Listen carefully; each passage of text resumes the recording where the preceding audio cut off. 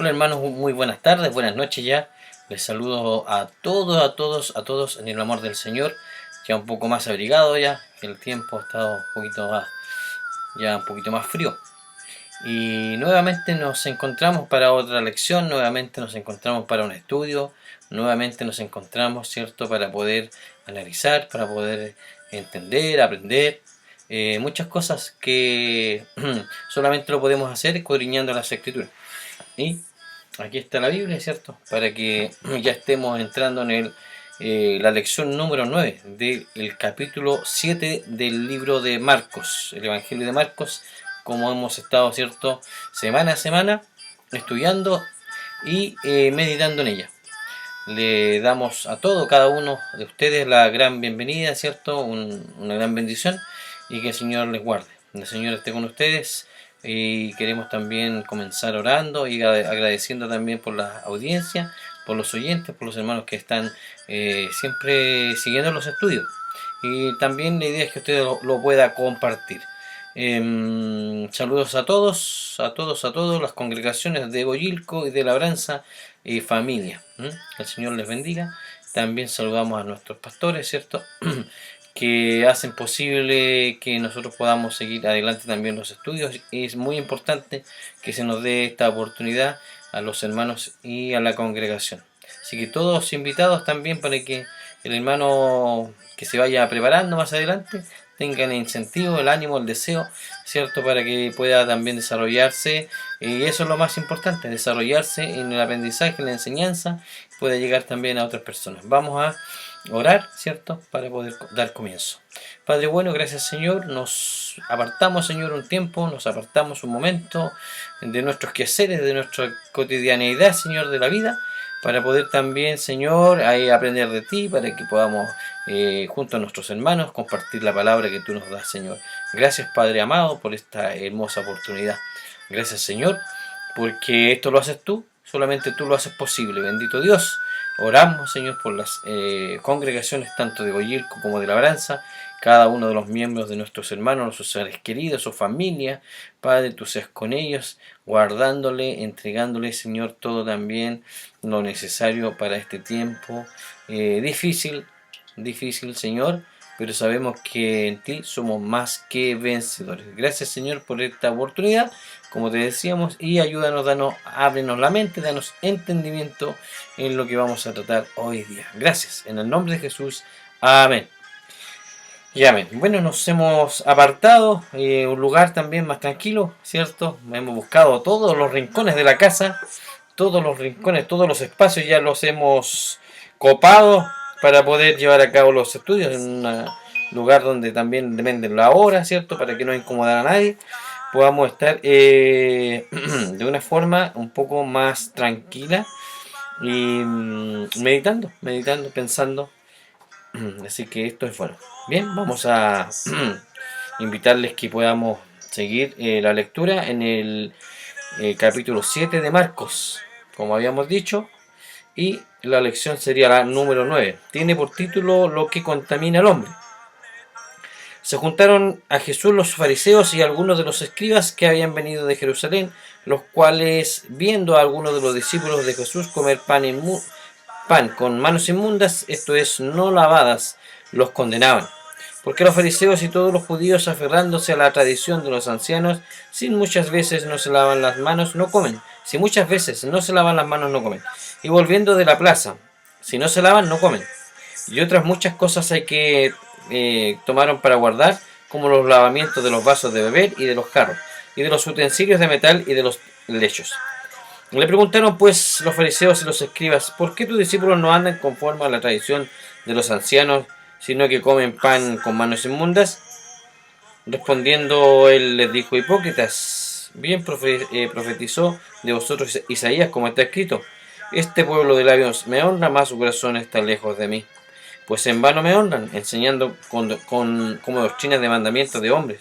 Porque dejando el mandamiento de Dios, os aferráis a la tradición de los hombres, los lavamientos de los jarros y de los vasos de beber, y hacéis otras muchas cosas semejantes. Les decía también: bien invalidáis el mandamiento de Dios para guardar vuestra tradición, porque Moisés dijo: honra a tu padre y a tu madre, y el que maldiga al padre o a la madre muera irremisiblemente. Pero vosotros decís, basta que diga un hombre al padre o a la madre, es corbán, que quiere decir mi ofrenda a Dios, todo aquello con que pudiera ayudarte, y no le dejáis hacer más por su padre o por su madre, invalidando la palabra de Dios con vuestra tradición que habéis transmitido, y muchas cosas hacéis semejantes a esta. Y llamando así a toda la multitud les dijo, oídme todos sin entender, nada hay fuera del hombre que entre en él, que le pueda contaminar, pero lo que sale de él, eso es lo que contamina al hombre. Si alguno tiene oídos para oír, oiga. Cuando se alejó de la multitud y entró en casa, le preguntaron sus discípulos sobre la parábola. Él les dijo, ¿también vosotros estáis así sin entendimiento? ¿No entendéis que todo lo de fuera que entra en el hombre no le puede contaminar? Porque no entra en su corazón, sino en el vientre y sale a la letrina. Esto decía haciendo limpios todos los alimentos, pero decía que lo que del hombre sale, eso contamina al hombre. Porque de dentro del corazón de los hombres salen los malos pensamientos, los adulterios, las fornicaciones, los homicidios, los hurtos, las avaricias, las maldades, el engaño, la lascivia, la envidia, la maledicencia, la soberbia, la insensatez. Todas estas maldades de dentro salen y contaminan al hombre. Levantándose de allí, se fue a la región de Tiro y de Sidón, y entrando en una casa no quiso que nadie lo supiese, pero no pudo esconderse. Porque una mujer cuya hija tenía un espíritu inmundo, luego que oyó de él, vino y se postró a sus pies. La mujer era griega y sirofenicia de nación, y le rogaba que echase fuera de su hija el demonio. Pero Jesús le dijo, deja primero que se sacien los hijos, porque no está bien tomar el pan de los hijos y echarlo a los perrillos. Respondió ella y le dijo, sí, Señor, pero aún los perrillos debajo de la mesa comen de las migajas de los hijos. Entonces le dijo, por esta palabra, ve, el demonio ha salido de tu hija. Cuando llegó ella a su casa, halló que el demonio había salido y a la hija acostada en la cama. Volviendo a salir de la región de Tiro, vino por Sidón al mar de Galilea, pasando por la región de Decápolis, y le trajeron un sordo y un tartamudo, y le rogaron que le pusiese la mano encima. Y tomándole aparte de la gente, metió los dedos en las orejas de él, y escupiendo tocó su lengua, y levantando los ojos al cielo, gimió y le dijo, Efata, es decir, sea abierto. Al momento fueron abiertos sus oídos y se desató la ligadura de su lengua y hablaba bien. Y le mandó que no le dijesen a nadie, pero cuanto más le mandaba, tanto más y más lo divulgaban.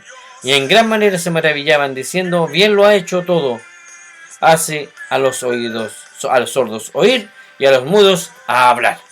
Amén. Esta es la última, versículo 37, ¿cierto? Que decía, y en gran manera se maravillaban diciendo, bien lo ha hecho de todo, hace a los sordos oír y a los mudos a hablar. Amén. Bien, vamos entonces paso a paso. La Biblia en oración, ahí, siguiendo versículo a versículo.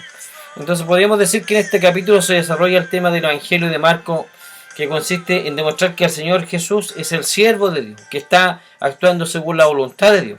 Lo presenta como un hombre de acción que realiza sus actividades de una manera que apelaría al romano de aquella época y cualquier persona interesada en dejar un determinado trabajo hecho y determinado. Y esta es una característica maravillosa de Jesús como Salvador. Él puede salvar y es el único que puede hacerlo. Y en cuanto al periodo histórico comprendido entre la finalización del Antiguo Testamento y el comienzo del Nuevo Testamento, se produjeron muchos cambios.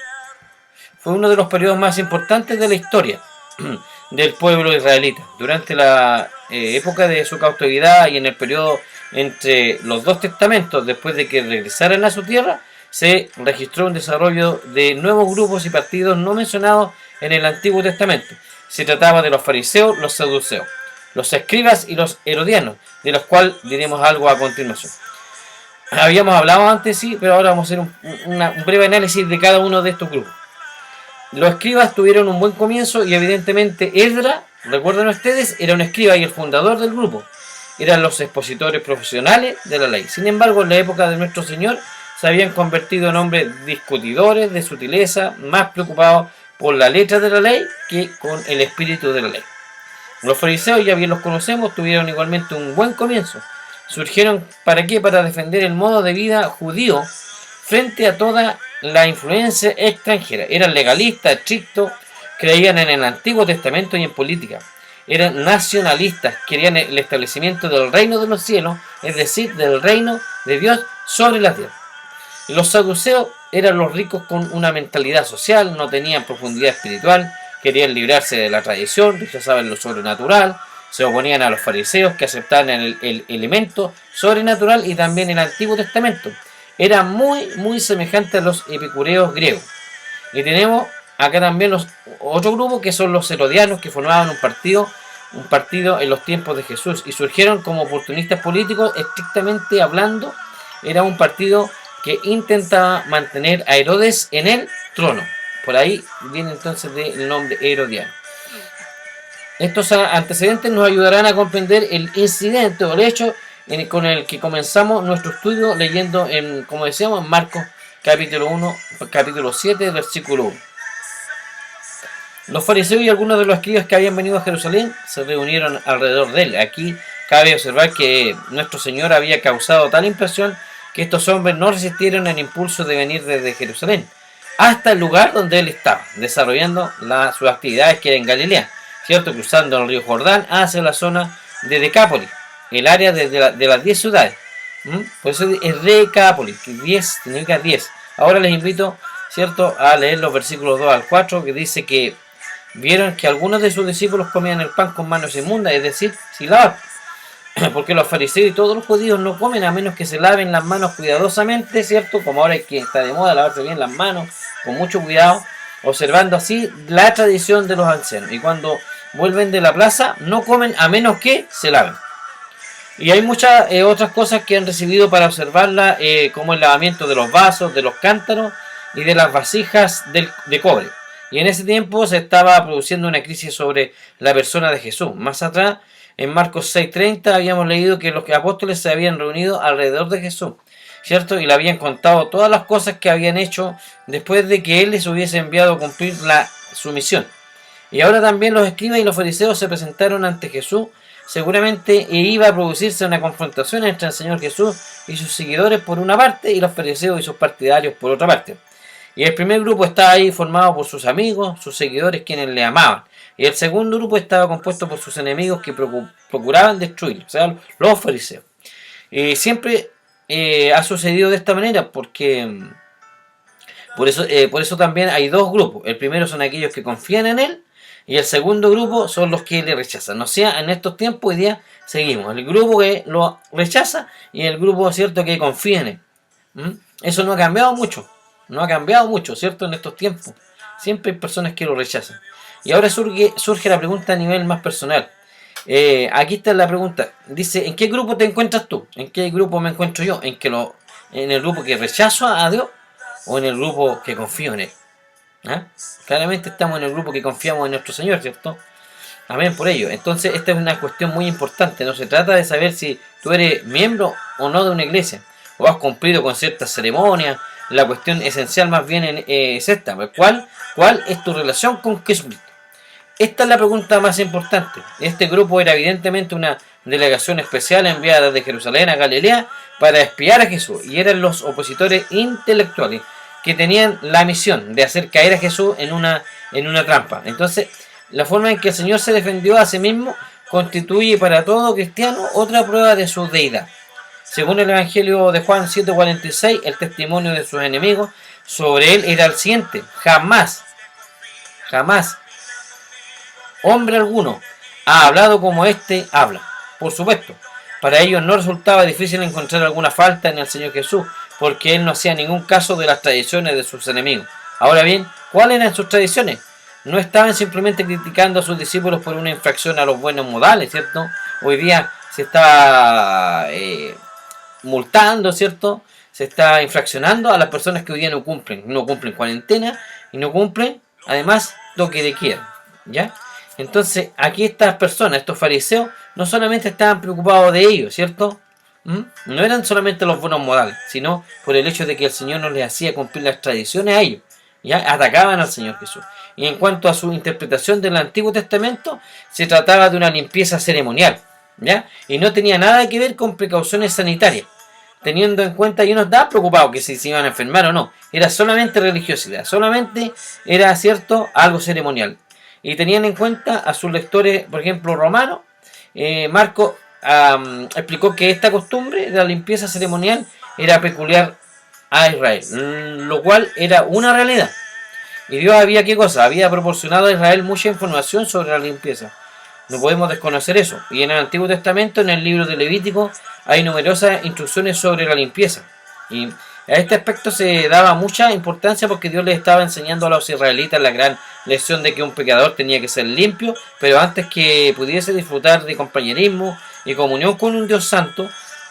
Pero los fariseos habían acumulado una gran tradición que se suponía que tenía que ser una interpretación de la ley de Moisés. Y algunos de ellos incluso sostenían que Moisés les había entregado las tradiciones, ¿cierto?, cuando les había dado la ley.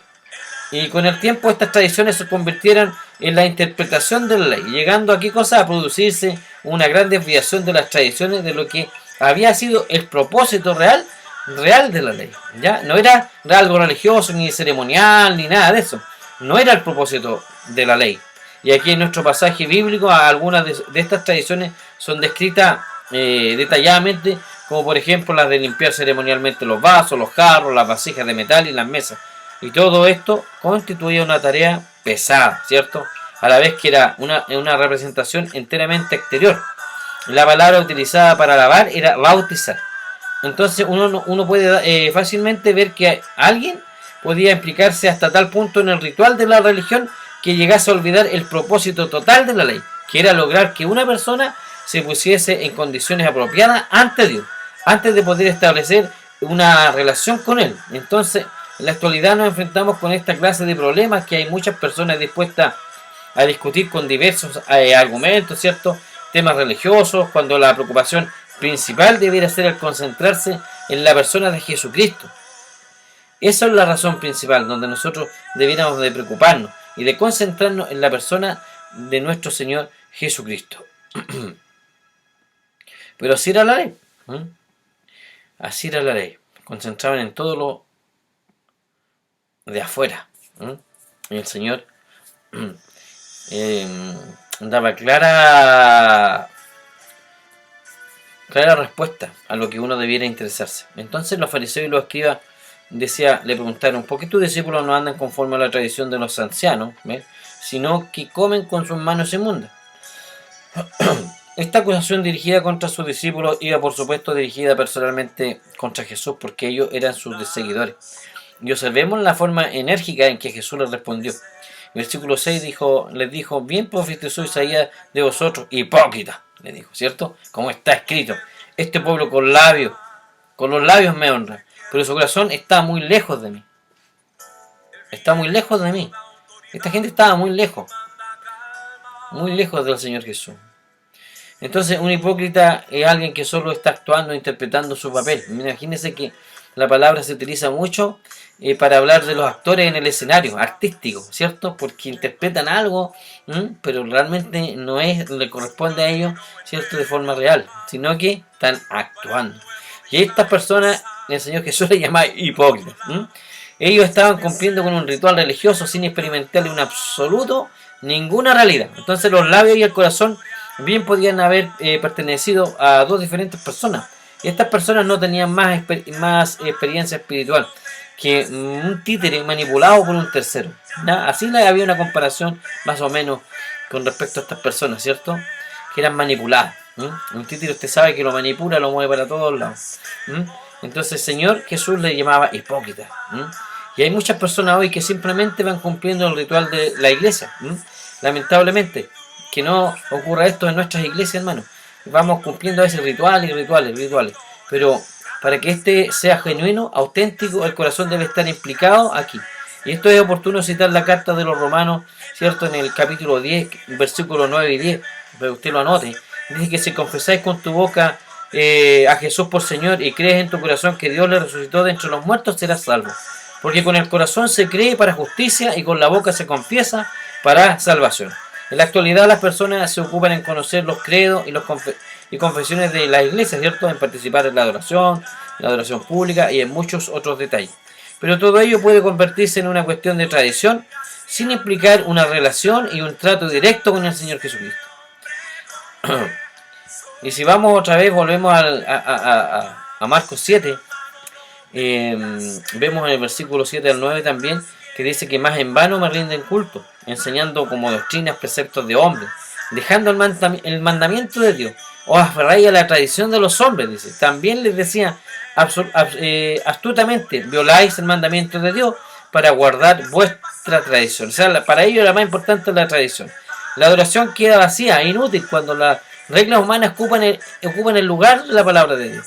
Este es el meollo de la cosa, esta es la situación, ¿ya? Este es el punto clave. Se sustituye la palabra de Dios por las tradiciones humanas, y eso es lo que no debe ocurrir. Una tradición puede ser en efecto buena y haber sido incluso establecida por una buena razón.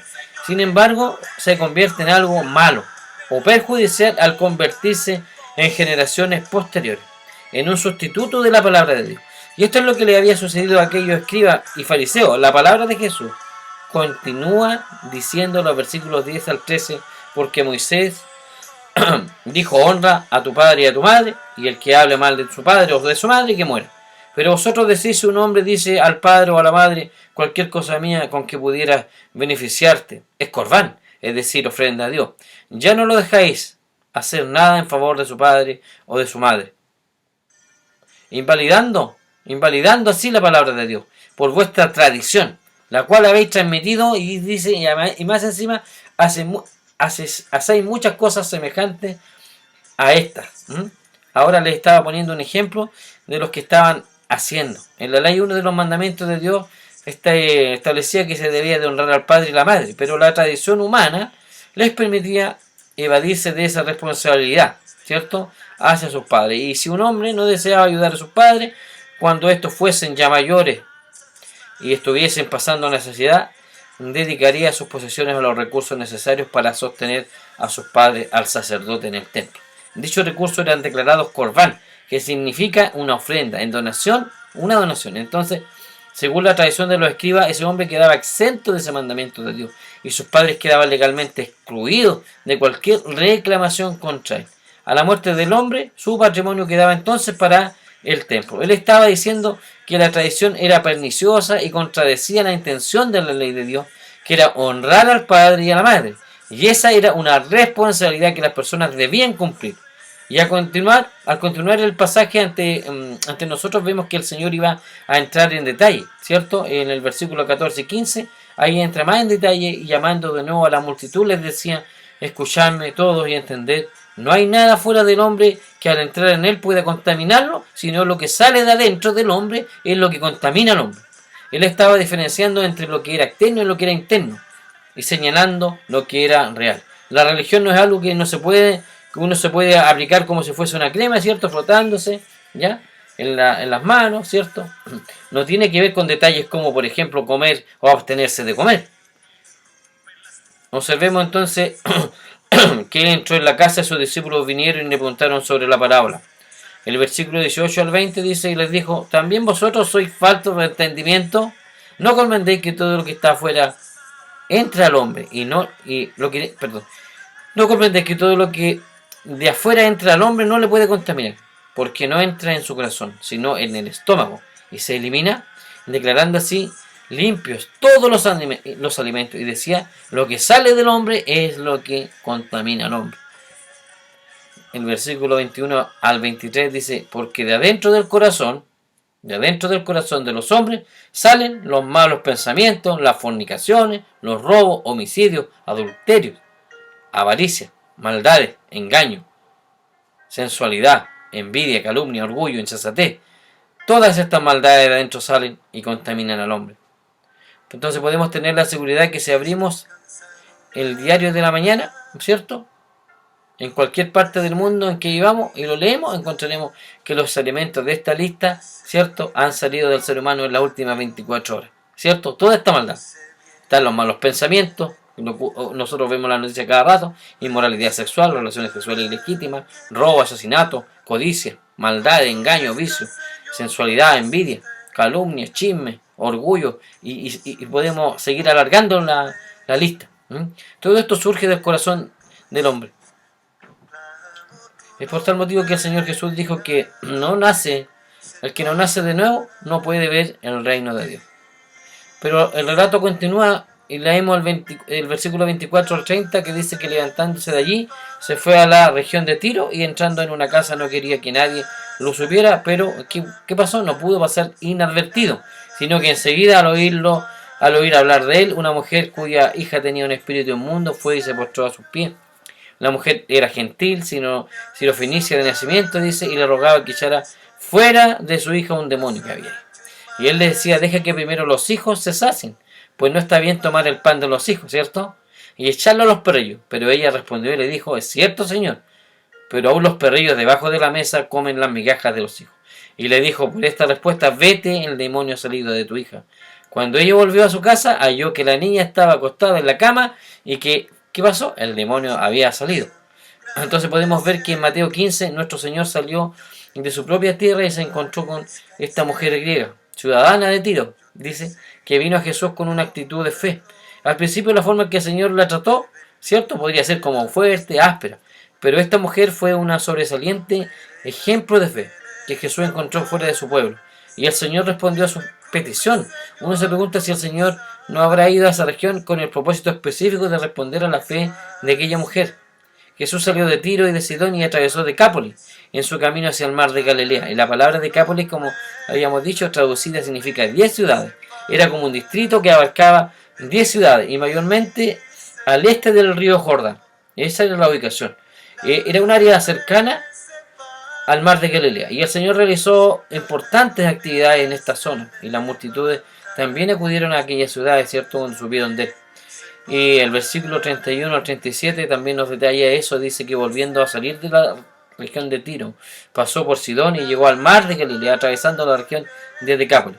Y le trajeron a uno que era sordo y que hablaba con dificultad, y le rogaron que pusiera la mano sobre él. Y entonces Jesús, tomándole aparte de la multitud a sola, le metió los dedos en los oídos y escupiendo le tocó la lengua con la saliva, y levantando los ojos al cielo suspiró profundamente y le dijo, Éfata, Éfata, esto es ábrete.